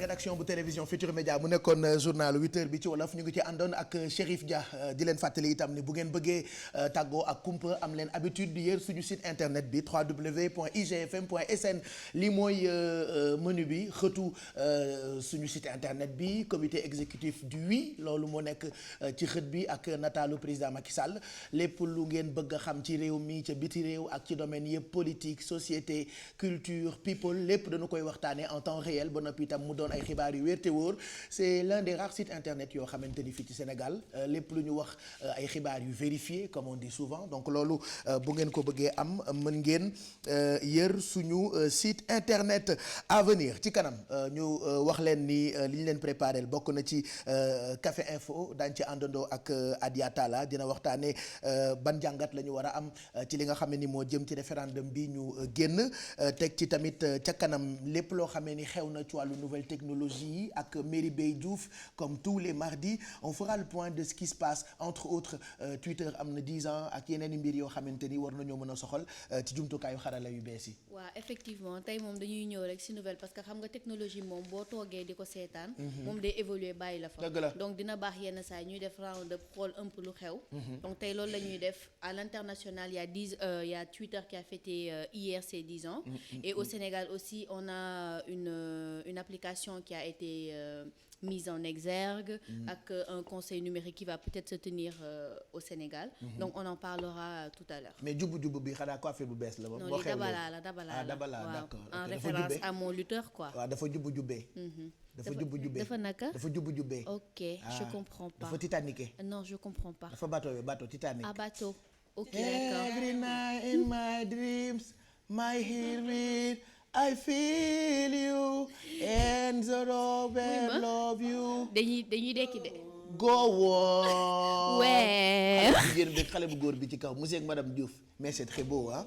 Merci c'est voilà gentil. ça me rappelle un peu Titanic ci kanam on parlera de ça et puis grâce ak Mado soin de soi dafa am solo dinañu waxtaanee bien-être et fan yëpp dama gis ni sa combat moo nekkoon pour jigéen ñi mais am na beneen combat boo xamante ni fan yi ci nga bëgg a taxaw da nga bëgg a concentré wu bu baax ci góor ñi ah parce que li nga ñu wax ci jigéen ñi bëri na ñoom weew ak pose ongle ak pose xef ak pose lèvre maintenant tu veux vraiment t'occuper des hommes. Effectivement Pape Cheikh. nous on n'a pas besoin de pause de yokk quoi que ce soit mais toppatoo suñu bopp dafa am solo parce que fii Sénégal c'est souvent dañu lay duñu xaw a farataaluñu noonu góor ji toppatoo boppam bu baax quoi alors que nit la soin de soi dafa baax ci góor yi. waaw comme ni nga ko waxee soin de soi parfum bu neex ak yooyu yëpp dafa am solo ay xeetu yëf la yoo xamante ne góor yi. war nañ ko diw bu baax. waaw yooyu yëpp ay yére bu ñu hydrater passé seen mu yaram tàlli ak ba mu tàlli. bañ a saf ndox ak saabu waaw. dëgg ak xetu morxo yi nii yëpp dañ koy éviter. donc daal boo mel ne ni maas entraîné ba ñàkk yére ba da nga ko war a fóot weer. bàcc ko ba mu set bañ ko bàyyi ci naaj bi solaat mu doon double forox. effectivement kon daal dinañ leen jox ay astuces yu bare yoo xamante ne dina arranger góor yi Pape Cheikh. Ouais, voilà donc ce sera pour tout à l'heure grâce ak Mado. c'est vrai hein il faut que nit yi di toppatoo seen bopp. c'est picture. oui c'est très important xeeñ neex. xam nga am na parfum yu baax yoo xamante ni boo ko defee ah xale bu jigéen boo romb yóbbu ay waxam. non mais façon maintenant on assiste à man la maa ngi montée damaa des yembe métrosexuels hein. damaa yembe bu ma rombee rek ñu topp ma sama parfum day yóbbu xale jigéen day dama yembe ma da yoo ko graaw ga le soin de soi chez les hommes ce sera pour tout à l'heure Bijou si Miss Monde laa ko tuddee lu tax moo gën a rafet sax Miss Monde actuellement mais en même temps grâce ak elle gis nga fi ñu toog la ñuy toog ci télé xam li xew ci àdduna allez yaa Khady Miss Monde kañ rek laay di allez Miss Monde. alors Pape Cheikh démb comme dañoo tëdd ba xaaju guddi Picc envoyé ñu message naan yeewu leen amul. oui sama ko mën a teel a envoyé. c'est pas grave def loolu suspense bi lay dundal tuuti. voilà sa ba jeexal sa xol bi ba nga tëdd voilà. hier amoon na benn reportage bu ñu defoon ci couple yi toujours comme ni ñu koy defee tous les lundis cette fois-ci c'était de parler bu fekkee da nga toog sa téléphone jëkkër wala sa jabar wala sa copine wala sa copain ngay gis benn turu. bu fekkee ci góor ñi ngay gis turu par exemple jigéen di woote tout le temps te xamoo kan la nag ban réaction nga war a am est-ce que da nga war a wuyu téléphone bi est-ce que tu dois en parler ak nit ki nga xamante ne daf ko concerné wala est-ce que tu dois faire comme si de rien n'était bañ faale appel boobu noonu nga xamante ne mooy ñëw tout le temps ci sa téléphone conjoint jëkkër wala sa téléphone jabar wala sa téléphone copain wala sa téléphone oui mais après moi j'ai une bonne stratégie on en parle peut-être tout à l'heure man dama bëggoon commentaire léegi commentaire dama bëggoon ci coming next bi la bokk de mais moi je connais quelqu'un son ami Ablaye la tudd mooy meilleur amem donc pour nëbb jabaram c'est-à-dire gel bu mu taseer rek turu Ablaye bi lay def ci numéro téléphone c'est-à-dire tu peux rester avec lui une journée durant yaa ka Ablaye qui l'appelle yenn saa yi sax mu toog ak Ablaye téléphone ba sonné bind ab turu Ablaye laaj Ablaye kan la c'est des stratégies parce que téléphone li mu yàq ci ay couple dafa bëri quand même je connais quelqu'un qui travaille ici Joséphine Boub comme mooy chargé de production yi mooy miss joxe information c'est-à-dire xale bu jigéen bu mu taseer rek Joséphine la ci bind donc du coup ku ko gel bu ko woo ci kanamu jabaram rek Joséphine TFM mooy affiché ou quoi on a tellement de stratégies donc on fera ce sujet ca kanam ak Miss Monde. gis naa sama xarit boo xam ne moom numéro inconnu lay enregistré gel yi. bind inconnu quoi. xam nga bu baax yow la kan. loolu quand on appelle je connais pas le numéro. ah ouais c'est un numéro inconnu fekk moo ko bindal boppam quoi et c'est comme une vidéo que j'ai vue sur internet le gars xam nga suñu téléphone yi léegi dafay am empreinte digitale quoi da ngay jël sa baaraam moo koy indi donc xale bu jigéen bi bàyyi ba jëkkër ji nelaw mu jël baaraam bi di ko essayé na baaraam bi essayé bi jëkkër ji mel ni man ñor xale bu dooc rek nga xam di xel may judd ay at avant moom muy ñëw bi mu bàyyee ba jabat di génn rek mu jël ndekete baaraamu tànk bi la tëjee téléphone bi c'est vrai hein j'ai un autre pote je vous avais raconté ça aussi moom comme jabat ji code bu mu def ci téléphone am da koy xam nga ay date de naissance la ay date d'anniversaire suñu doom mais moom codam bi daf ci bind je vais à Sangalkam mooy code téléphone am non alfeeg bay xool yaa mën a meew ak yow itam xamoo ku gëj a wax yëpp lay nettali. man dama gëj a ree. xamoo animateur bu gëj a wax une semaine durant dama gëj a reetaan. allez et puis ci kanam Alfie di nga ñëw ba Bretagne puisque da nga ñuy toggal un plat que j'admire c'est un gâteau que voilà buy wone sama francisité. c'est dommage que amuma beurre bu mel ni beurre breton. c'est pas grave mais j'ai les beurres Sofia. et tu sais les Bretons ce qu'ils disent. tout le monde peut faire. mais ñëpp mënuñu ko. voilà. et puis il y a beaucoup de recettes. voilà ku ñamaan bi c'est ce qu'ils disent les Bretons c'est ce qu'ils disent ñu ne ñëpp mën nañ ko defar. mais du ñëpp ko mën. c'est ça quoi dafa am benn recette boo xamante ne c'est le seul machin. qui buy wone sama maamu tirailleur sénégalais quoi. voilà. donc recette ku ñamaan. ayatu xamu leen ku ñambale wax xamu leen ñambale wax. xam ngeen lu ñambale non. xam naa ñambale. voilà tu connais pas ñambale. envie de parler. c'est ñambale. mais am na beneen sens boo xamante ne boo ko defee. ça peut se dire. c'est pour danser. voilà n'est-ce pas c'était toi donc man sama laa vas-y Alfie tout à l'heure da nga ñuy yóbbu chez les Bretons. dañuy dem Breton parce que jëli fa seen benn recette authentique boo xamante ni. def na tour du monde muy kuñamaan. donc kuñamaan nag boo ko déggee Pape tey dañ koy defar dañuy essayer. yow kuñamaan dafa géwéle. dañuy essayer defar recette bi. mais du ñu defar recette bretonne bi nga xamante ni dañ ko garder c'est des secrets yoo xamante ni ñoom dañ ko préserver. mais dañuy essayer ak les beurres Sofia puisque c'est une recette boo xam ne c'est riche en beurre et en sucre Pape Cheikh defal ko avec les beurre Sofia fii ci Yeewu Leen. parfait ce sera donc pour tout à l'heure et puis en même temps dinañu waxtaane lépp lu jëm ci wàllu aada ak cosaan ak Yeewu Culture dinañ ci ànd ak Aïssatou Paye Fall dinañ dem ci ballet le ballet au théâtre national Daniel Sorano dinañu waxtaan ak ki nga xam ne ni mooy Ndeye Banna Mbaye dinañu waxtaane art ak peinture dinañu présenter benn livre ba noppi itam Aïssatou Paye Fall dinañu jox agenda culturel bi ce sera pour tout à l'heure et puis Mass ci commune next bi nga bokk sujet bu am solo ci wàllu tàggat yaram nga ñu indil tey mais ci kanam nga ciy ñëw muy lu am solo loo xamante ni bëgg nga nit ñi bàyyi ci xel.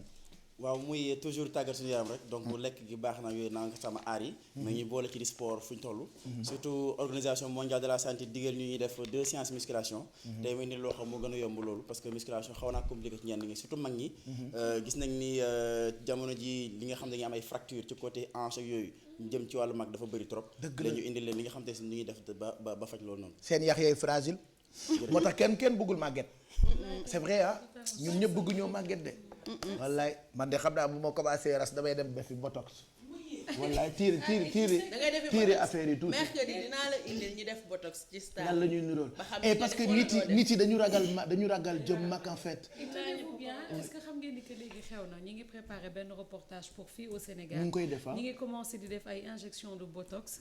yoo xamante ne oui au Sénégal. mercredi dinaa mais loo injection boo deful sport. parce que yax yi ci biir ak bagages yooyu nekk ci biir yaram kenn mënu koo injecter kenn du ko mën a opérer sax et tout ça il faut bien manger mais sport tam daf ci am solo. C'est très important. Voilà donc tu nous en parles dans quelques minutes yooyu lañ leen préparé en même temps ñu ngi leen di xaar ci téléphone bi ak fu ngeen mënti nekk mën ngeen a woote bu ko defee ñu teral leen ci enveloppe yi duun yi nga xam ne ni wayaan naa ko dama ko mbappat tey dama ko bëgg a bokk ak yéen man nag maa gaaw ci téléspectateur bu banque tey le 22.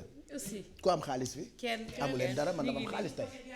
j'ai beaucoup d'argent tey dama am xaalis. waaw tey dama am xaalis. li ma woyaan yëpp yéen laa ko bëgg dama ko bëgg a bokk ak yéen ñiy seetaan kii njëkk a woote léegi 100000 laa koy may. waaw mooy enveloppe bi njëkk a génn ci 100000. dafa partage équitable. jox ma numéro bi. Alfi bàyyi xuloo xaalis. bàyyi xuloo xaalis. Alfi changé. wuyu kii leen la. Alfi bàyyi bëgg xaalis Alfi. kan la noonu yow 100000 yi may may téléspectateur yi Alfi lu mu lay wàññi. ñu kii lu muy ñammi nii. weer bee sori. waaw mais weer bi lu mu sori di ngeen am seen lekk. waaye am na am ngeen 10%. sama anniversaire xaw ma njëgu gâteau sama anniversaire. damaa gëj a jël taxi sax.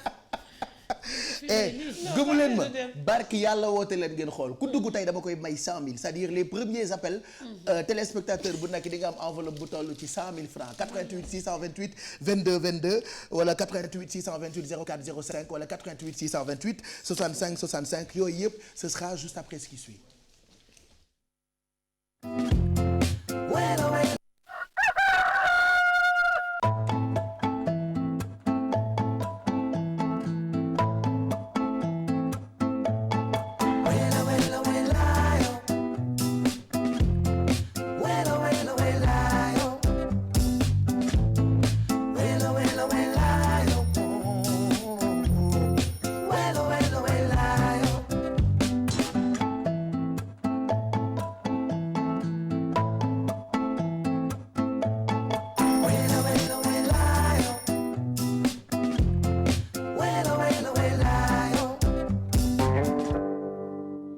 Voilà, la télé, c'est que de la télé. On réveille et on éveille, c'est ça. Bon, allez. neex rek ku neex rek. ba ma pare. bu ko dóor de baal ko ne. ba ma pare dama may rek ba ma pare ci Yeewu Leen bi. bëgg a jóge ci yëpp. ba ma génn ci situation yi.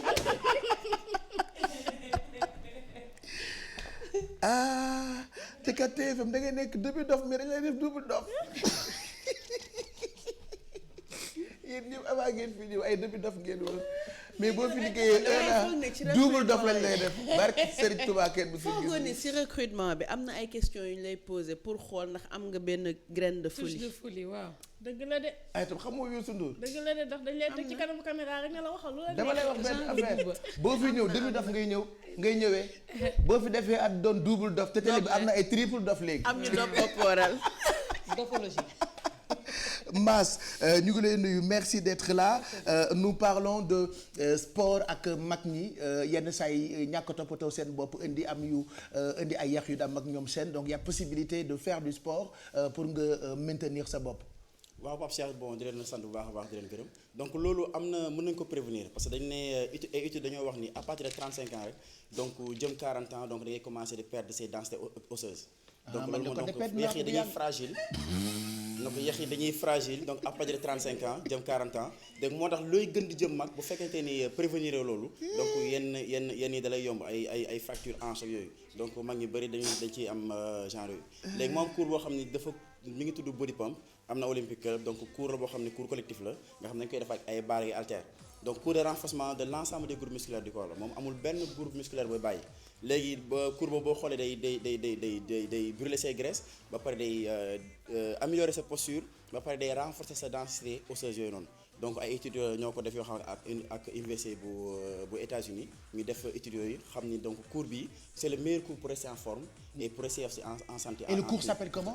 Body pump. Body pump. Il faut nga dem defee ko ci salle mënuloo ko defee sa bopp. mënoo ko defee feneen donc foog nga ñëw loolu moom Olympique lañ koy defee. parce que cours bi les MIRS internationales ñoo ko créé. donc Olympique Club c'est affilié par les MIRS donc chaque 3 mois ñu am ay chorégraphie yu bees donc parce que keroog dem nañ Olympique Club defal leen foofu benn tournage wan leen comment ça se passe. donc xam naa bu fekkente ni Pape Cheikh Pape Samba Thiam pare na ñu wan leen élément bi dellu si waat ci plateau bi donc continuer commentaire.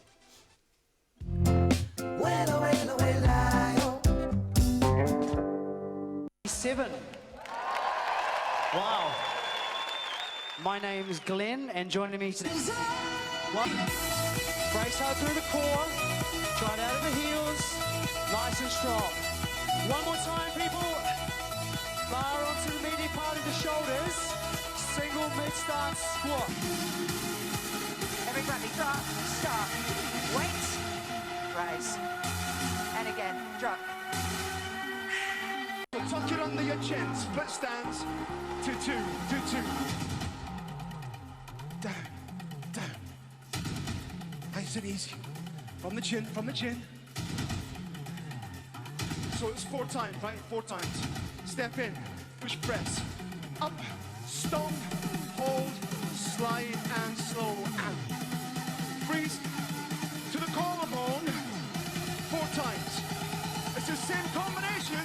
So the key here, guys, is to lift as high as you can, and then clear your elbows off the floor. Then you get the work into the legs. All right, ready to pause? Then go. Salaamaaleykum waa Sénégal salaamaaleykum waa Yeewu Leen waa tey ñu ñëwaat Olympique Club tey di leen présenter beneen cours bu tudd body pump donc renforcement l'ensemble des groupes musculaires du corps la donc cours bi 1 heure la 10 morceaux mais tey leen defar ak ñaari morceaux rek pour jox leen une idée de ce que ça donne le body pump donc tey ñoo commencé leen ak coach Lazare donc ak ay coach olympique rek ñoo fi nekk donc ñu bàyyi leen ñu def seen séance body pump.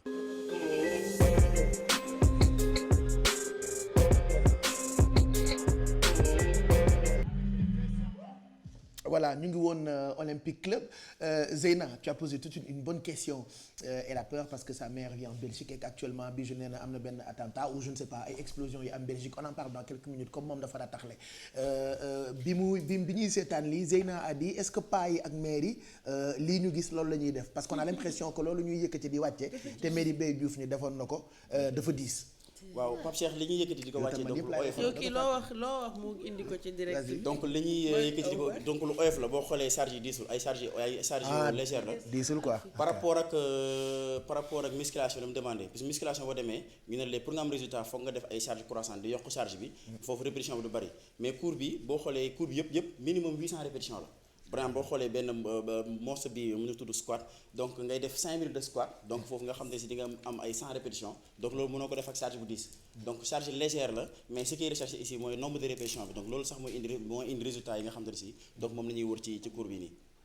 voilà et puis avant ñu xool élément bi on a vu au départ am na ay nit yu bëri yu taxaw di ko defee fu rafet foofu sénégalais wul de. waaw gis nga foofu sénégalais malheureusement. fii gis nga. yooyu lam Suisse la te y avait 1800 personnes ci stade bi ci kii bi. 1800 yëpp di ko defandoo. 1800 di ko defandoo même mouvement bi gis nga léegi man damay rêvé am Sénégal boo xam ne day am salle yu toll nii am matériel yi nga xam te ne si parce que ñoom dañoo am matériel bi. xam-xam baa ngi fi moniteur yaa ngi fi mais amuñu wax dëgg yàlla jumtukaay yi nii pour defee ko fi. donc Olympique Club daal moo fi am ay bar yoo xam te si dinañ mën def body pump mais amuñu 1800 bar na wax dëgg yàlla. voilà waaw ñu ngi suñu capacité d'accueil eggul fii. non mais dina fi mës a yegg ah. waaw ñu ngi ci de ñaan toute yàlla façon c'est même pas comparable après ñoom dañoo développé par rapport ak nous après yàlla baax na quoi. jeex na espérons que dinañ yegg ñoom fi ñu yegg quoi c'est di toujours invité intéressant. ñëpp parce que nee naa leen le 4 avril moniteurs yi aussi dañuy def seen défilé. da ngeen di défilé. Olympique Club donc journée fitness challenge sax lañ ko tuddee. donc de 9h à 14h nga fay def cours yëpp. ay nouvelles chorégraphies donc di invité mu ñëw participer ci challenge boobu. na yow xam naa ne moom yow yaa ngi ci biir xam naa ne nam nga fitness. man kenn du ma fa boo ñëwee rek di nga fitness ba doyal. et puis dama gëj salle quoi. merci beaucoup voilà temps yi sama tablette de chocolat yi dafa xaw a seey tuuti. dëgg la. waaw temps yi sama yi dafa xaw a kii quoi. foog nga ñëw renforcer leen incha allah. sama yii nii xam nga yii yëpp dafa fees ak yii nii war naa leen ko keroog de toute façon du ma leen tiitalaat merci coach. jërëjëf Pape Cheikh. ñu ngi lay gërëm bu baax. sant nañ leen je rappelle que mën nañ la fekk Olympique Club 8h35 mooy doog a jot laataa ñu jàll ci publicité yi démb amoon na lu ñu bett lu amoon Mali heureusement que voilà wax nañ ñu ni amul civil wala ay nit yu ci dee je sais pas trop. mais léegi nii à l'instant am na lu amaat foofu Belgique. alors Bruxelles 2 explosions la ñu enregistré ci seen aéroport bi ñuy woowee Zaventem. waaw j'espère que ni ma ko liiree tax ñu song. vas-y waaw. parce que donc 2 explosions moo fa am actuellement waa aéroport bi dañuy demander ñëpp ñu bañ fa dem. parce que xamuñu lan moo siy topp ndax gis nañ yeneen 3 charges explosives à l'intérieur même de l'aéroport.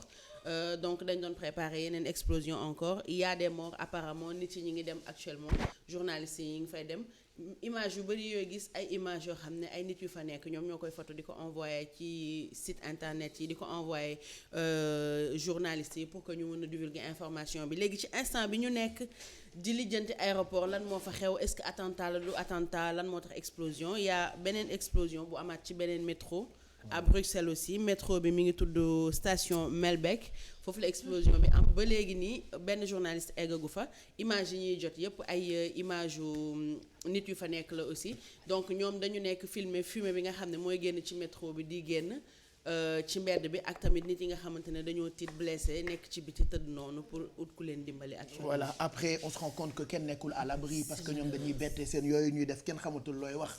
bërki démb Côte d'Ivoire on a eu tellement mal par rapport ak ce qui s'est passé ca Grand Bassam démb ci ngoon itam ñu jékki-jékki rek dégg dara lu doon am Mali et puis ñooñu itam sonn nañu waa Belgique yooyu. waa Belgique ba pare ñoom dañ leen waxoon que actuellement am na ay attentats yu nar a am des attentats imminents mais xamuñu woon fan la xamuñu woon ban lieu la waxoon nañ leen que ci c'est là maintenant en fait c'est imminent donc dina am dans quelques jours mais mënuñu woon déterminer kañ la fan la ban heure la ban endroit lay amee actuellement am na ba seen ministre de l'intérieur Jean Jambon nee na alerte bi yéegal nañ ko au niveau 4 na ñëpp def attention sénégalais yi fa nekk surtout def leen attention boo leen mënee bañ a génn sa bañ leen génn parce que raté liggéey moo tane nga dem explosion fekk voilà soyez très di ñaan yàlla muy am fii bañ amiin soyez très prudents en tout cas nous pensons à tous ces sénégalais qui vivent dans ces pays là xamante ni dafa voilà kenn ñëpp a ragal léegi quoi yàlla baax na. man kay li ma doon wax ñoom dañ doon terroriser tiit nañ kañ c'est bon. dañ doon terroriser tiit nit ñi tiit nañ nous sommes terrorisés maintenant c'est bon faut arrêter. après tu as l'impression que dee safu leen quoi. safu leen kay parce que nit bi ñëw indaale explosif takk ko nga xamante ne day rey boppam reyaale la kooku deew ak leneen la yemale. et puis après yow li nga xam ci diine l'islam xam ko ci suñu borom bëggul kuy mettital di l'islam bëggul kuy tooña bëggul kuy voilà quoi je sais pas quoi bon en tout cas mu ngoog en tout cas lu fa am nga wax ñu ko. waaw maa ngi suivre toi-même.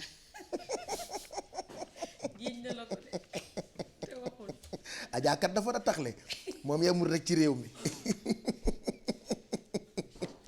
pëndal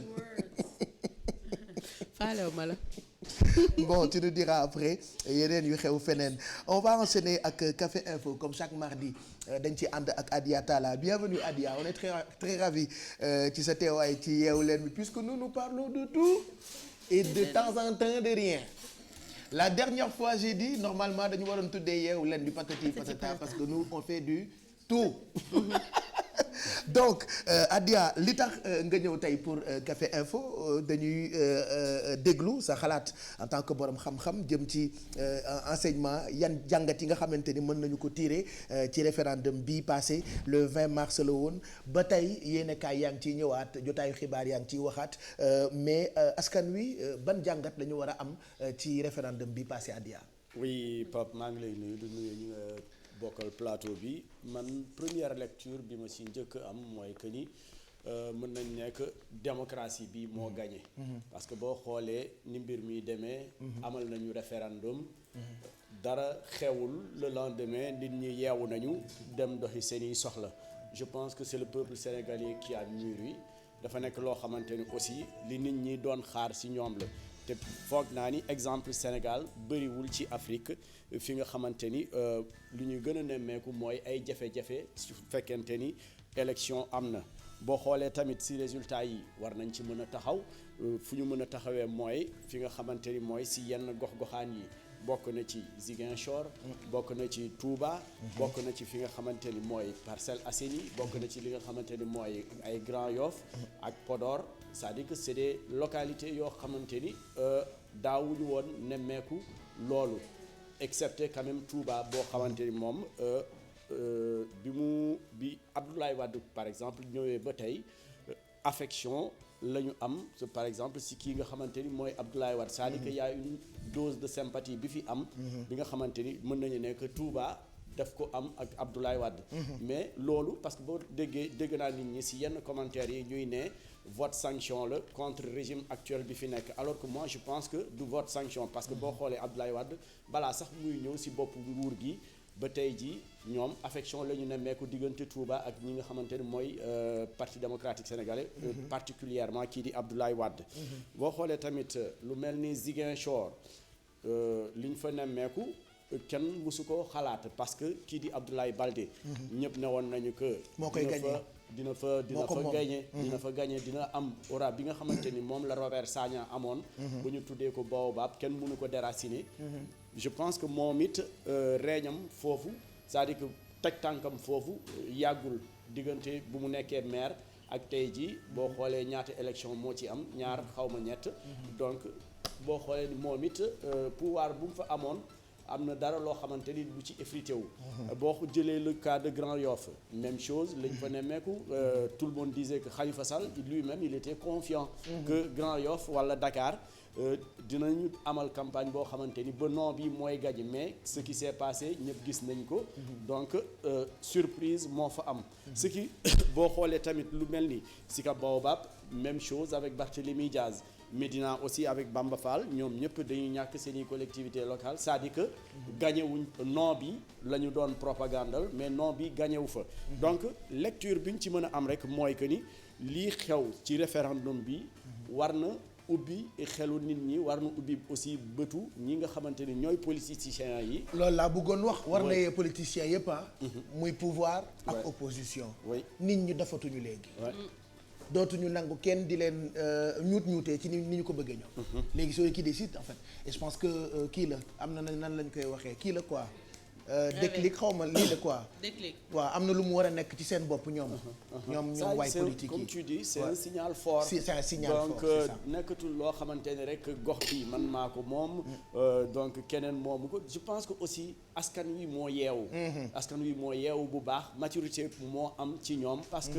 dañu gëm ni que léegi ñoom am nañu kàddu ci lépp loo xamante ni mu ngi xew ci dëkk bi mu ngi xew ci réew mi boo xoolee tamit li ñu nemmeeku par exemple à Guédiawaye ñu ci ëpp c'est-à-dire que dans l'histoire politique pendant un certain temps lépp opposition la doon nekk banlieue bi lépp opposition la doon nekk waaye li ñu nemmeeku tey ji mooy que ni tendance bi mu ngi renversé wu lii yëpp nag dafa nekk rek ay jàngat yu bëri mais bi ci gën a important mooy bu Grand Yoff bi parce que boo xoolee il y a même pas longtemps mooy local yi passé c'est Khalifa Sall qui avait gagné là-bas et à Grand Yoff et à Dakar bu ñu ñëwaatee quelques mois après moom il avait fait la propagande du non bi mujj perdre fi nga xamante ni mooy Grand Yoff ak tamit ci biir Dakar donc war na si jàngat dara te dafa nekk loo xamante ni dina wàññi tamit il faut mu xoolaat comme on dit quoi dina xoolaat kartam dina xoolaat aussi chance am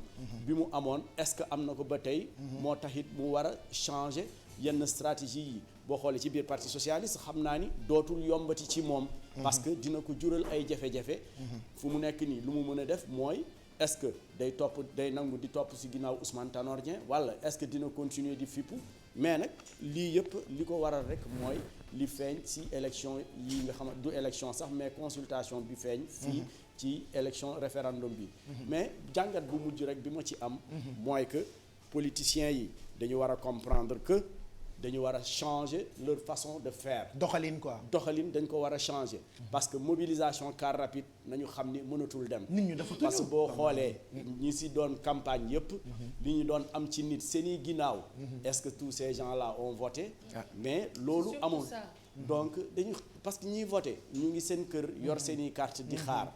ñiy voté c'est-à-dire que ils sont conscients dañuy déglu li nit ñi di wax mais boo xoolee ñoom ñëpp muy opposition muy pouvoir bi seeni débat yëpp c'est des débats de futilité waxuñu si bi dara loo xamante ni au lieu ñu expliquer luy référendum bi mais ils se sont appesantis sur juste 2 points ay waxu laïcité ay waxu homosexualité ay waxu quinquennat c'est-à-dire que au lieu ñu wax si askan wi loo xamante ni lii lañ ci soxla mais waxuñu ko dañ fa nekk di wax yeneen et je pense que la population le peuple sénégalais n'a pas besoin de ça donc toll nañu fi nga xamante ni ñoom hommes politiques yi war nañu changer seeni doxalin war nañu changer seeni discours. Voilà, je voulais aussi attirer l'attention des Sénégalais yi nekk ci diaspora bi par rapport ak li médias yi di wane muy TFM muy yeneen télé yi muy rajo yi muy site internet yi surtout parce qu'on a tendance à gën di wane ay informations yoo xamante ni dafa jëm ci ay nit yuy xeex ay nit yuy sànnante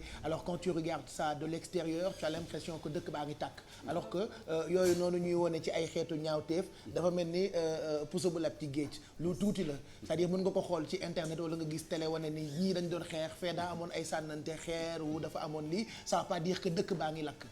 loolu aussi bëgg naa tamit nit yi xam ko je sais pas si je comprends. si tu comprends li may wax j'ai compris ce que tu as dit mais aussi bu fekkente ni nit ñi wane nañu loolu parce que boo xoolee aussi Pape comme nu ñuy waxee rek révolution mu ngi jaaree ci révolte c'est-à-dire que bu ñu génnewee par exemple ay nit yuy xeex ñuy sànnante xeer ça veut pas dire que dëkk bi yëpp loolu moo fa am ça ne veut pas dire que dëkk bi yëpp moom lay dund mais aussi mën na fa jaaree dëkk bi yëpp dund loolu donc c'est-à-dire que ñoom ñoo ko war a éviter askan wi moo ko war a éviter bañ a topp politiciens yi ñoom it seeni intérêt lañ fi nekkal c'est vrai ku si topp politicien yow yaa ci des parce que yow li ñuy jaaxal ñun da ngay gis ren ñaari politiciens yi ŋàññante ëllëg ñu àndaat mais c'est ça même c'est bizarre ren sax après ñun ñooy nekk di xuloo ñooy nekk di defante Facebook tu vois des amis di xeex di defante gis ay nit yu bañante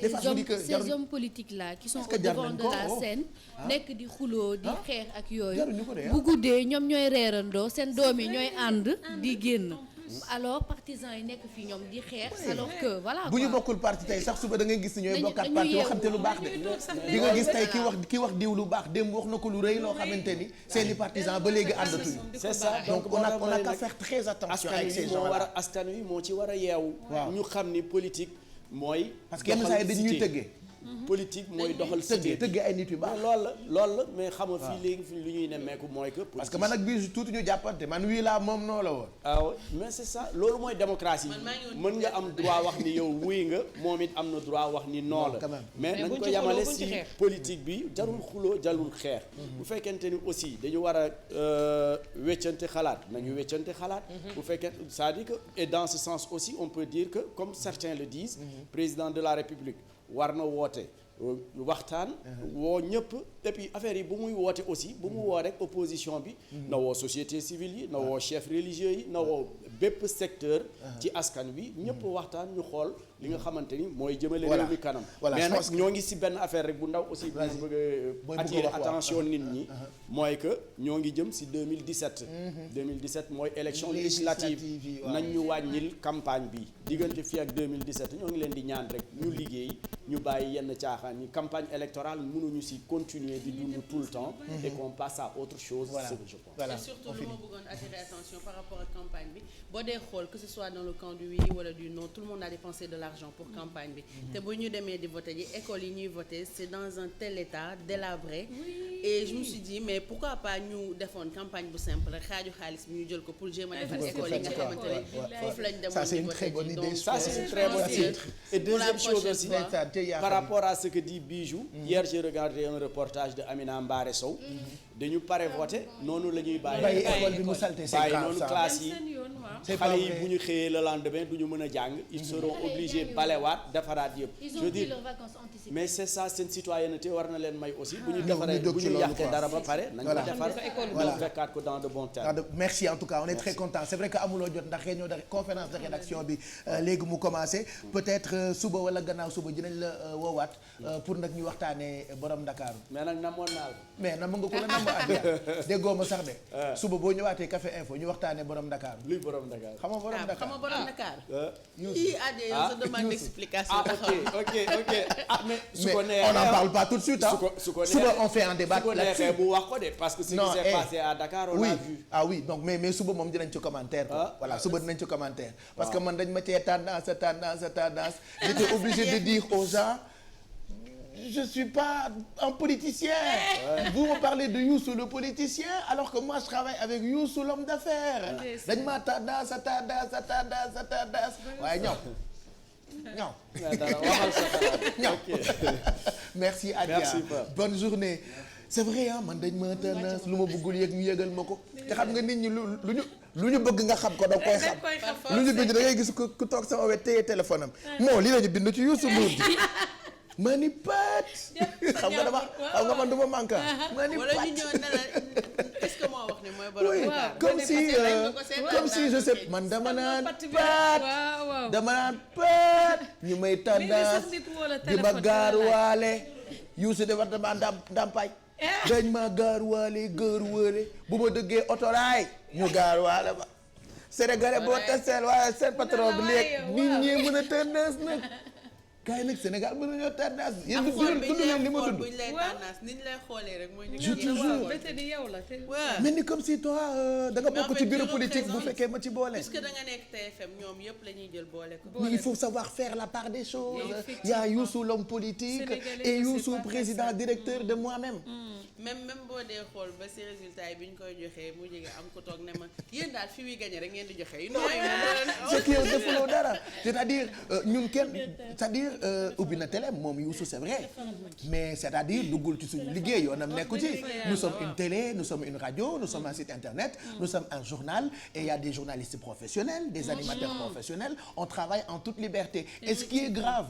quand rédaction bi def ay seetlu yoo xamante ni arrangé wul nguur gi ba jàllale ko ci télé bi tu vois personne dire ñii wax nañu ŋàññi nañu lii mais à chaque fois ñu gis lu baax peut-être lu gouvernement def ba ñu wax ko ils disent que ñii dañoo far bon après c'est incroyable man de dañ ma tënd